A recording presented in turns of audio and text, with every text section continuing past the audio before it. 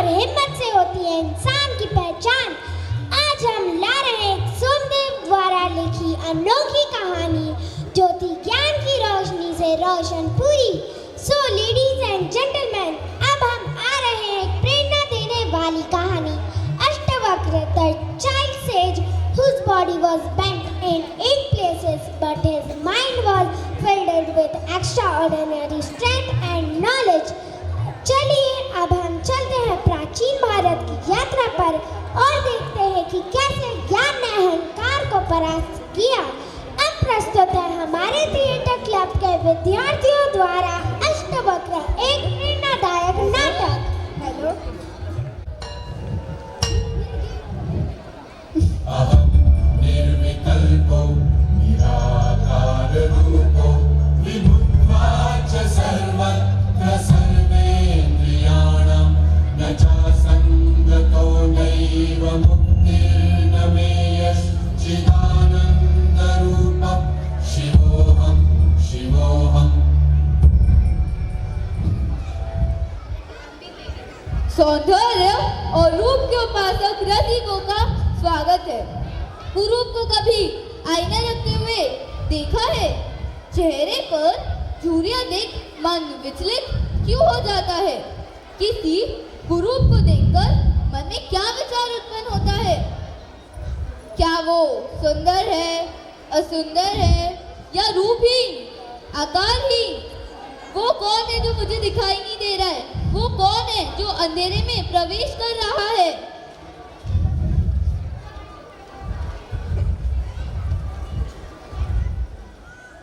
ओ माँ, क्या हुआ अष्टा? शेतु भैया ने मुझसे बोला माँ, तुमने ऐसा क्यों किया? माँ बोलो, माँ बोलो, तुमने ऐसा क्यों किया? अष्टा, तू रोता क्यों है? तुझे कभी रोते नहीं देखा। कोई अपराध हुआ है मुझसे? माँ, मुझे अंधकार में रखकर प्रकाश क्यों किया? माँ क्यों? अष्टा, तेरे रोने धोने का असमझना भी कठिन है। प्रकाश तो तू गर्भ से लाया, तो फिर ये अंधकार की बात कैसे मेरे लाल? मेरे पिता कौन है माँ? क्यों यही सवाल तू मुझसे बार बार पूछता है? मेरे पिता कहाँ है माँ? ऋषि उद्दालक ही तेरे पिता है। माँ, ऋषि उद्दालक मेरे पिता समान है, मेरे पिता नहीं। वर्षों से यही सवाल अष्टावक्र को परेशान कर रहा था। कारण था, सुजाता का पुत्र एक दिन ऋषि उद्दालक की गोद में बैठा खेल रहा था। अचानक ऋषि उद्दालक का पुत्र श्वेतकेतु वहां आया। छोटे अष्टावक्र को अपने पिता की गोद में बैठा देख उसका हाथ पकड़ उठाया और कहा, अपने पिता की गोद में मैं बैठूंगा। जा तू अपने पिता की गोद में बैठ। जा तू अपने पिता की गोद में बैठ। तो क्या मेरे पिता कोई और हैं? अष्टावक्र के मन में व्यथित कर देने वाला यह सवाल उठा। तो वह अपनी माँ के पास पहुंचा और सवाल किया, माँ, मेरे पिता कौन है? माँ चुप रही और तब से लेकर आज तक माँ चुप रही। मुझे अचानक ही गोद से उतार दिया और कहा, अपने पिता की गोद में मैं बैठूंगा, तू अपने पिता की गोद में बैठ। माँ, तू अब भी मुझे इतना छोटा समझती है कि मैं नाना पिता का भेद ना समझूं? जब जब मैंने तुमसे यह सवाल किया, तब तब तुमने मुझे टाल दिया। दिवस, मास, वर्ष, वर्षानुवर्ष, बस एक ही उत्तर की प्रतीक्षा। आखिर कौन है मेरे पिता? ये सवाल तो अपने नाना से भी तो कर सकता था। माँ, तेरे और मेरे बीच में सिर्फ मेरे पिता है, तो मैं यह सवाल किसी और से क्यों करूं?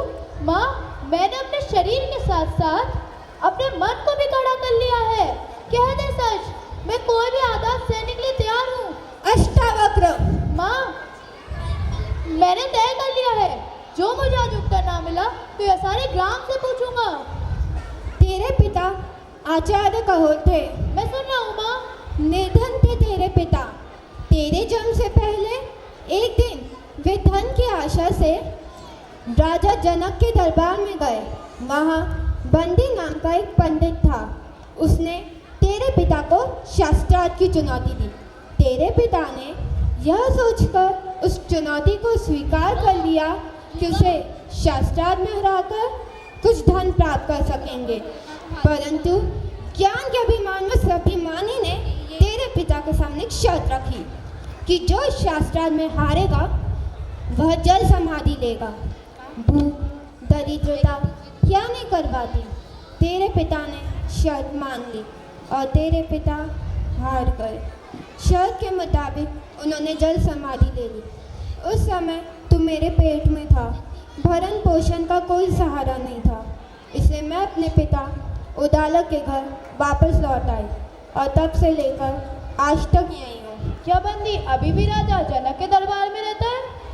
हाँ, पर तुझे उसके बारे में जानने की कोई ज़रूरत नहीं है। जरूरत है माँ, जरूरत है। जब तक मैं बंदी को उसी की खोदी हुई खाई में नहीं ढकेलता, मेरा मन शांत नहीं होगा।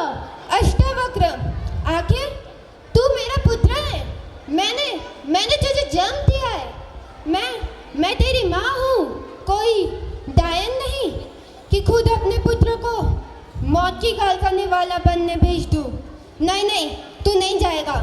और अभी तो तूने ठीक से पैर रखना भी नहीं सीखा, और सुदूर जनक की नगरी कैसे जाएगा? कहीं रास्ता भटक गया तो? नहीं, तू नहीं जाएगा, बस यहीं रहेगा।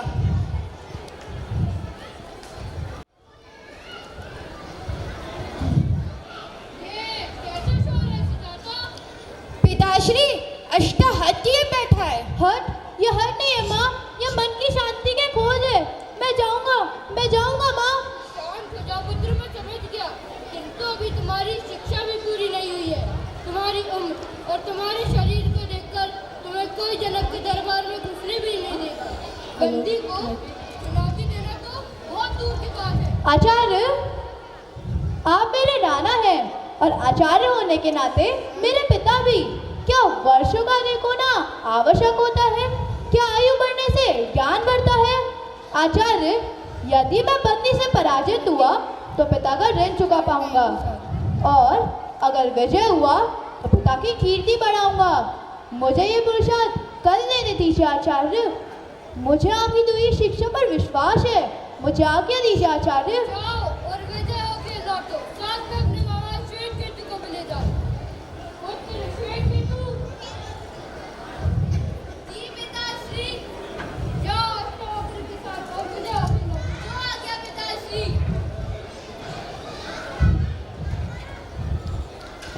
रुको, मैं तुम्हारे लिए भोजन की व्यवस्था करके आती हूँ।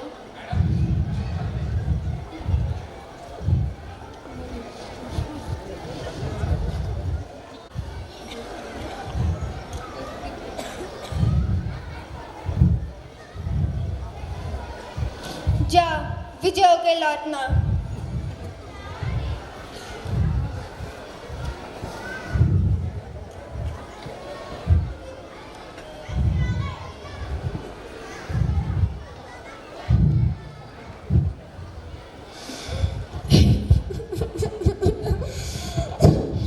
हे प्रभु, और कितनी परीक्षा लेगा तू मेरी? वर्षों पूर्व मेरा पति उस राह पे गया। आज मेरा पुत्र भी उसी पे निकल पड़ा है। उसकी रक्षा करना प्रभु, उसकी रक्षा करना, उसकी रक्षा करना प्रभु, उसकी रक्षा करना उसकी। दिवस न भूख शयन नहीं रहना, दिवस न भूख शयन नहीं रहना, पल भर पड़त तनिक नहीं चैन, पल भर पड़त तनिक नहीं चैन। तन के अपंग मन के बलशाली, तन के अपंग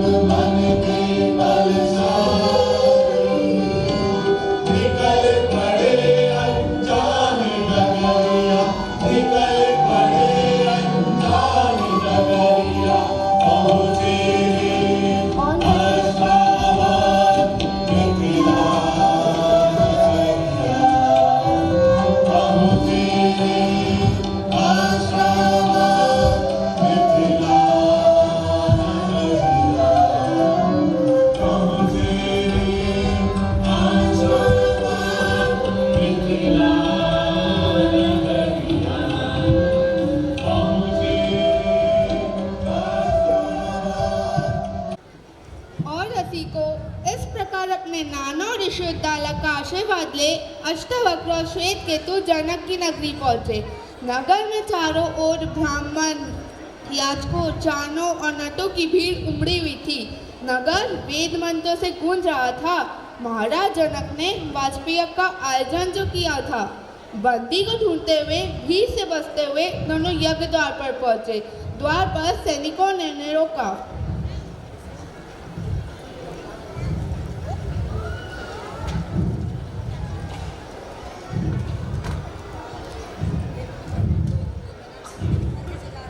हे द्वारपाल, हम आचार्य बंदी को ढूंढ रहे हैं। मुझे शासक की चुनौती देने आया हूँ। हे ब्राह्मण पुत्र, तुम बालक हो। आचार्य बंदी से शास्त्रार्थ करने के बजाय किसी आचार्य के आश्रम पर जाकर शिक्षा ग्रहण करो। हे द्वारपाल, आपकी एक छोटी सी चिंगारी भी पूरे जंगल को जलाकर राख कर सकती है। बाल पकने से कोई ज्ञानी नहीं हो जाता, न ही धन, आयु और कुलीन होने से कोई बड़ा। ज्ञान की साधना करने वाले ज्ञानवद उसी के महत्व होते हैं। हम ज्ञानवद हैं, इसलिए हमें भीतर जाने दो या महाराज जनक को हमारे आने की सूचना दो। सैनिकों, उन्हें भीतर आने दो।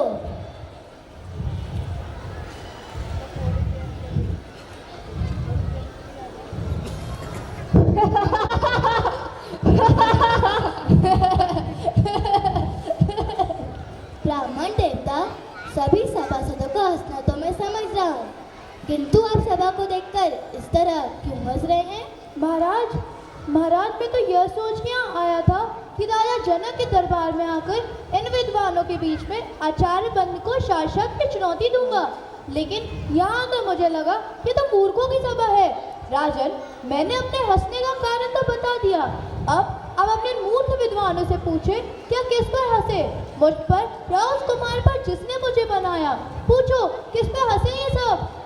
ब्राह्मण कुमार, मुझे और मेरे दरबारियों को इस अज्ञानता के लिए क्षमा करें, परंतु मेरा निवेदन है कि अभी आप आचार्य बंदी से साक्षात करने के लिए व्यस्त नहीं हुए हैं। उनसे साक्षात करना कठिन है। आचार्य बंदी से साक्षात में हारने वाले को जल समाधि लेनी पड़ती है, इसलिए अभी आप विद्या धन अर्जित करें। राजन, आचार्य बंदी से साक्षात करने के लिए मुझ पे गुरु कृपा पर्याप्त है, और जो अमर है उससे मृत्यु का क्या है? किसी महान उद्देश्य के लिए प्राण देना मृत्यु नहीं होती। आप मुझे आचार्य बंदी के सामने प्रस्तुत करें। मैं हूँ बंदी, मेरी बुद्धि का कोई और न छोड़। पूरब से पश्चिम, उत्तर से दक्षिण, चहु दिशाओं में बस एक ही नाम, बंदी, बंदी, महाज्ञानी बंदी। जो कोई भी मेरे समक्ष आया, पल भर में टिक ना पाया। ना जाने कितने विद्वान आए और तुरंत सिंधु की गोद में समा गए।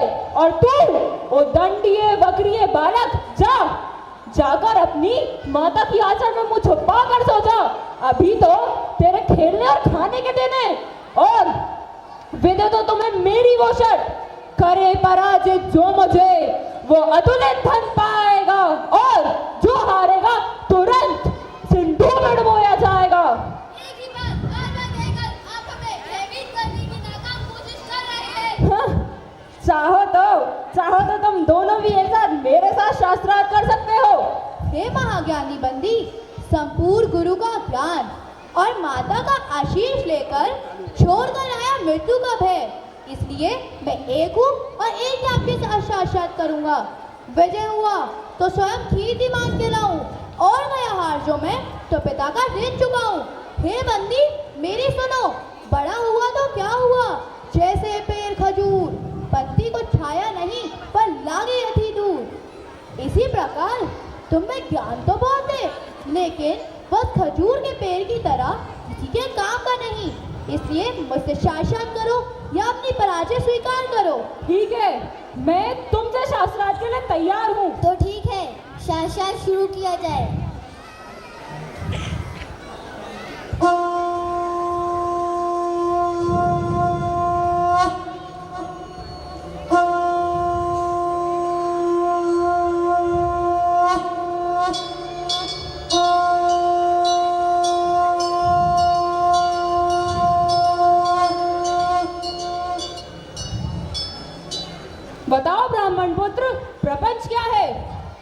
कुछ दिखाई देता है वो सब वह प्रपंच है। जो कुछ दिखाई देता है का तात्पर्य क्या है? जो दृष्टिगोचर है, मन और इंद्रियों का विषय है, जिसे मैं स्वयं जानता हूँ महाराज, वो दृष्टा है। वो दृष्टा, उसे कौन जानता है? स्वयं को कौन देखता है? स्वयं को देखने के लिए किसी की सहायता की जरूरत नहीं पड़ती। जैसे सूर्य को प्रकाश के लिए महाराज दिए की जरूरत नहीं पड़ती, वो स्वयं प्रकाशमान है। यह संसार कहाँ से और कैसे आया? यह सृष्टि सिर्फ उससे और उससे आई। बताओ वे कौन है? वो ब्रह्म है, वह ईश्वर है। वही अपनी माया से इस संसार को रचता है। वह इस संसार का रचनाकार, पालक और इस संसार का संहारक है। ईश्वर इस संसार की रचना, पालन और संहार करता है। जिस प्रकार मकड़ी अपने जाल की रचना करती है, फिर उसमें विचरण करती है, फिर उसे ही निकल जाती है, उसी प्रकार ईश्वर इस संसार का रचना, पालन और इस जगत का संहार करता है। बताओ जीव क्या है? जीव आत्मा है, वह निराकार स्वयं है, परंतु अविद्या के प्रभाव में आकर वह स्वयं को मन और शरीर समझ बैठा है, इसलिए वह संसार का अनुभव करता है। अविद्या क्या है? अनात्मा को आत्मा समझना, निर्विकार को विकार मुक्त समझना और इस संसार को संसार समझना अविद्या है। तो ब्राह्मण पुत्र विद्या क्या है? आत्मा का ज्ञान विद्या है। सविद्या या विमुक्ति, वह जो हमें सारे दुखों, पीड़ाओं, बंधनों, अज्ञानता, प्रतियोगिताओं, भय और कल्पनाओं से मुक्ति दिलाए। वह जो हमें द्वैत भाव से, हम दो के विचार से, अलगाव के विचार से, तुम और मैं के विचार से मुक्ति दिलाए, वह विद्या है। विद्या हमें दृष्टि देती है, जिससे हम अपने ईश्वर रूप को पहचान सके। साधो साधो साधो। ईश्वर को जानने की प्रक्रिया क्या है? ईश्वर को जानने के दो मार्ग हैं। पहला मार्ग यह जानना कि ईश्वर क्या नहीं है। जो ईश्वर नहीं है उसका निषेध कर। रूप, नाम, गुण, सदोष, परिवर्तनशील वस्तु निषेध कर निर्विकार को जानना। और दूसरा, सत्य जैसा है उसे वैसा ही पहचानना महाराज। उसके बिना इस संसार का अस्तित्व ही नहीं है। वह ईश्वर ही था, वह ईश्वर ही है, इसलिए मैं ईश्वर हूँ, तुम ईश्वर हो, सारा संसार ईश्वर है। साधो साधो साधो। ईश्वर को कैसे जाना जा सकता है? ईश्वर को सभी सामाजिक व्यवहार, आध्यात्मिक चिंतन, ध्यान पूर्वक सुनने, नित्य अनुभवों पर विचार करने, निष्कर्ष पर मनन करने तथा समाधि में जाकर जाना जा सकता है। बताओ ब्राह्मण पुत्र, ईश्वर ज्ञानी के लक्षण क्या है? यदि कोई दावा करता है कि उसने ईश्वर को जान लिया है, तो वह ईश्वर को नहीं जानता है। ईश्वर को जानने के साथ ही ईश्वर को जानने के अंधकार मिट जाते हैं। तो क्या उसे तर्क से जाना जा सकता है? नहीं, किंतु सहायक हो सकते हैं। क्या उसे प्रार्थना भक्ति से जाना जा सकता है? नहीं, किंतु प्रार्थना व भक्ति सहायक हो सकते हैं। क्या उसे योग व मनन से जाना जा सकता है? नहीं, किंतु योग व मनन सहायक हो सकते हैं।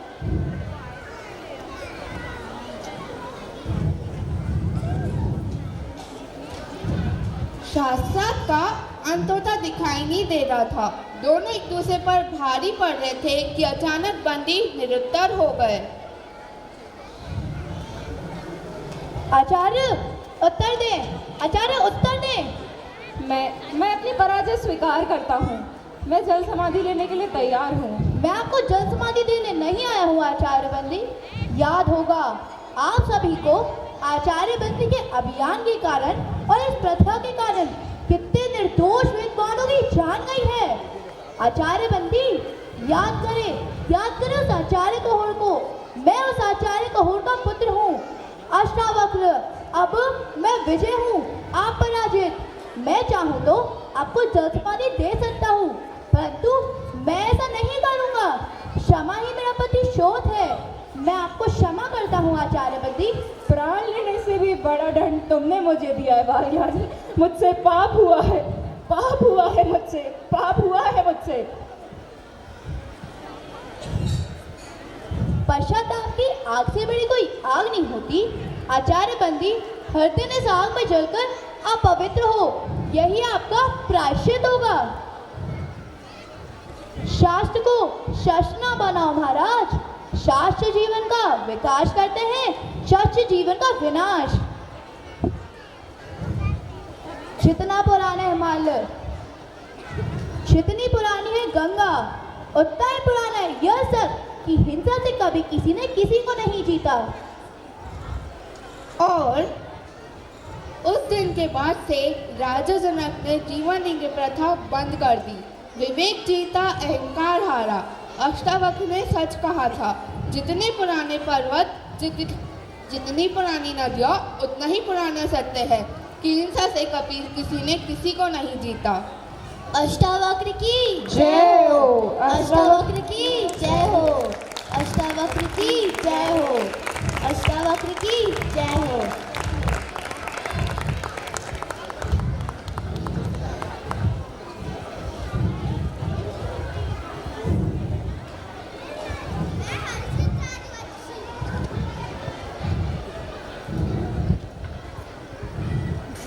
मैं लावण्या गौर।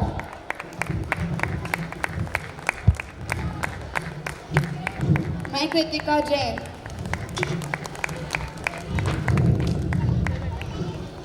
मैं स्तुति मनोज। मैं शारण्या वर्मा। मैं दक्षता कोठी। मैं युवराज वर्मा। सर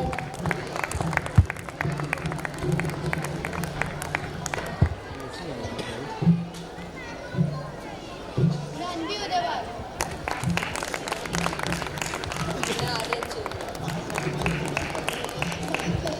मैं पार्थ गोरे।